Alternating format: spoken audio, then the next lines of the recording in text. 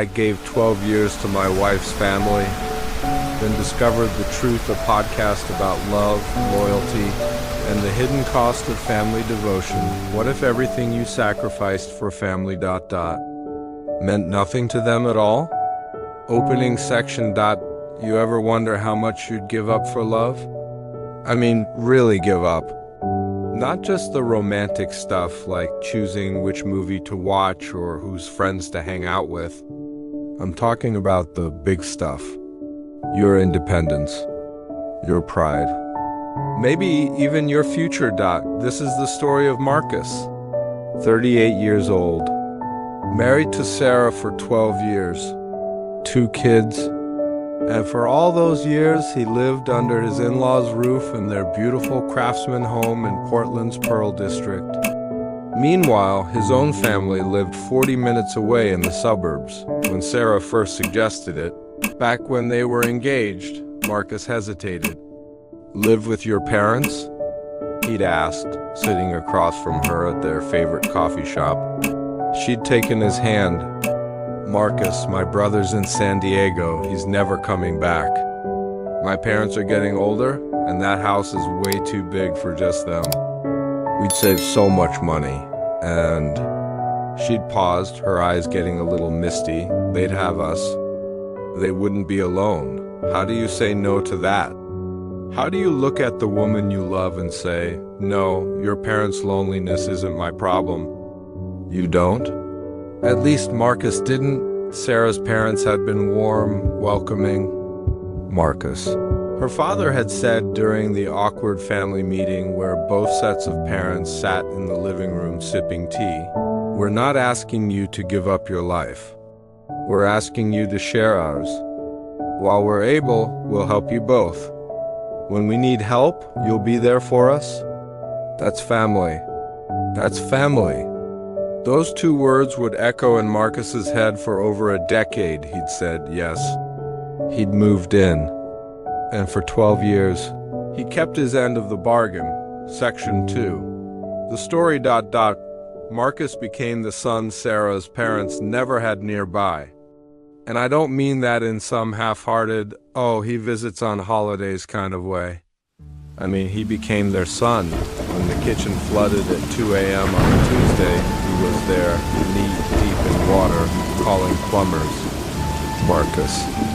When Sarah's father needed a new deck, who spent 3 weekends sweating in the Portland summer heat, learning carpentry from YouTube videos. Marcus. When her mother wanted to finally renovate that bathroom she'd talked about for 20 years, who sat with contractors, compared quotes, and wrote the check? You guessed it, it wasn't even just the big stuff. It was everything. The weekly grocery runs, fixing the Wi-Fi router, driving them to doctor's appointments and sitting in waiting rooms scrolling through his phone while they got their checkups. When Sarah's mom had that scare with her heart, Marcus was the one who took 3 days off work, sleeping in an uncomfortable chair by her hospital bed while Sarah juggled work and the kids. People noticed. Neighbors would stop him in the driveway. Your in-laws are so lucky to have you, they'd say. Most guys wouldn't do half of what you do. Sarah would beam with pride, wrapping her arms around him. I married the right man, she'd whisper, and here's the thing. Marcus didn't mind. Not really. Sure, sometimes he felt that familiar prickle of embarrassment when people asked where he lived.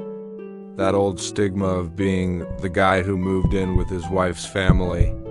But when he looked at Sarah's parents' faces lighting up when their grandkids ran to them after school, when he sat at their dinner table and felt that warmth of belonging ... it felt worth it. He'd stopped thinking of himself as just the son-in-law years ago. He was family. At least that's what he believed. Section 3, the revelation. ... Everything changed on a Sunday afternoon in October. Marcus was next door at Jerry's place, his neighbor and occasional chess partner. They were 3 games in when Jerry, moving his knight, asked casually, "So you and Sarah finally looking at houses?"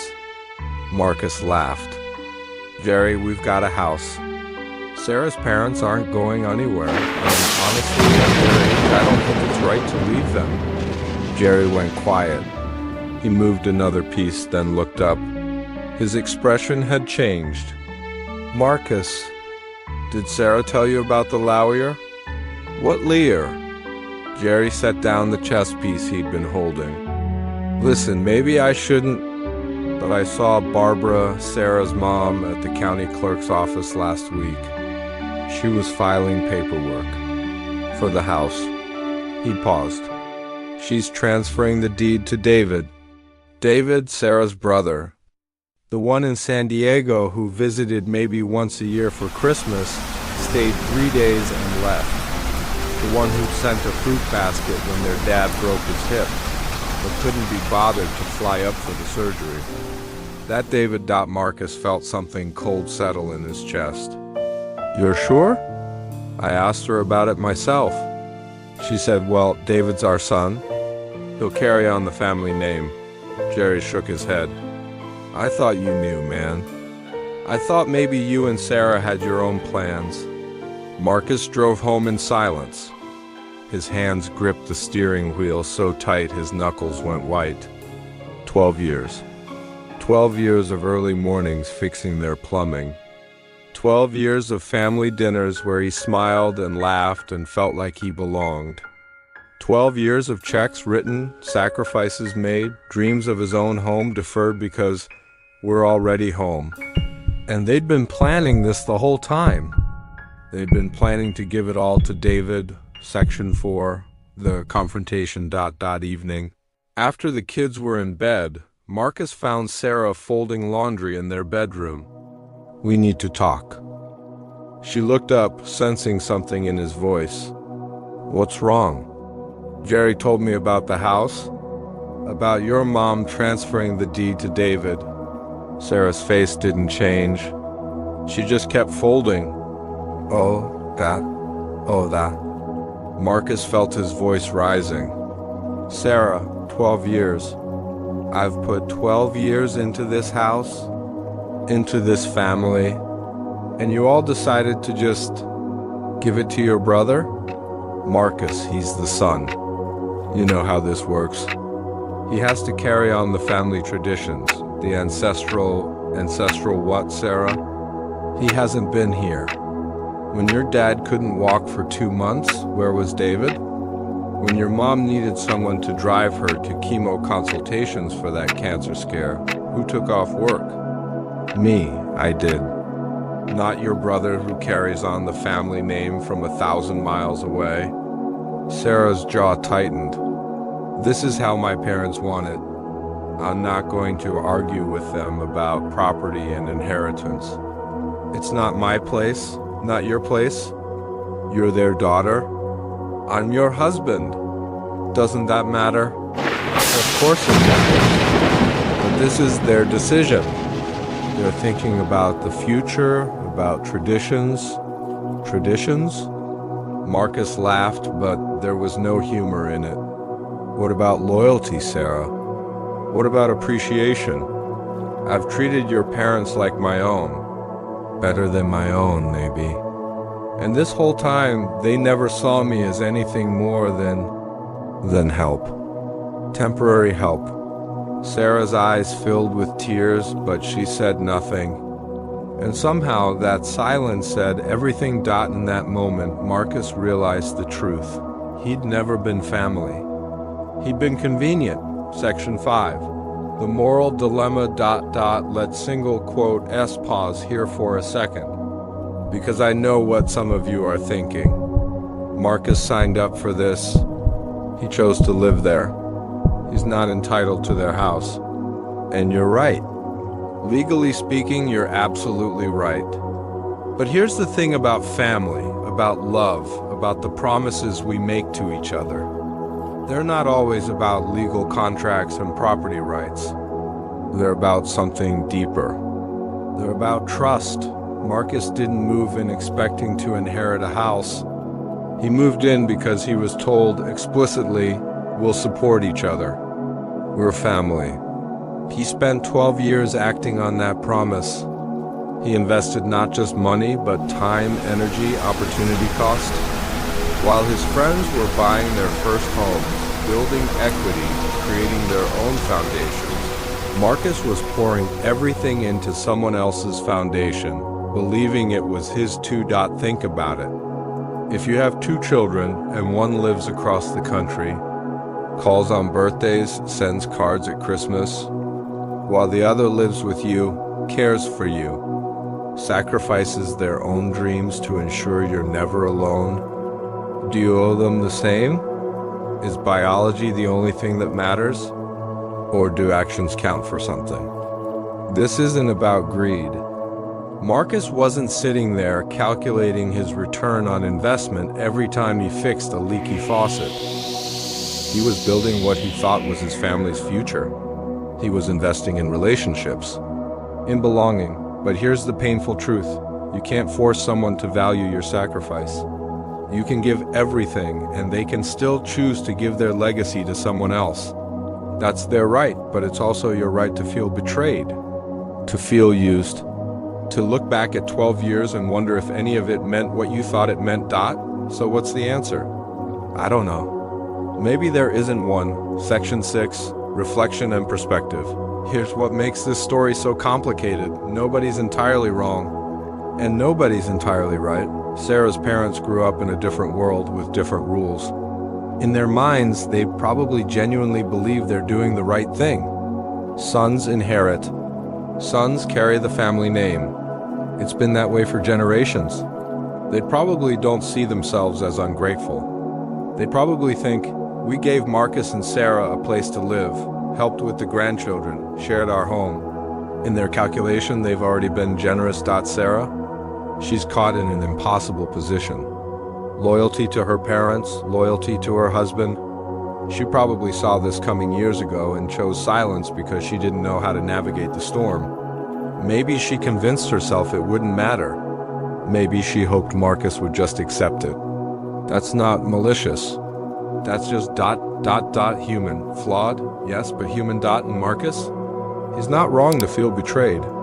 His hurt is real and valid. But there's also a question he needs to ask himself. Did he do all of this with conditions he never spoke out loud? Did he assume that love and sacrifice would be rewarded with property?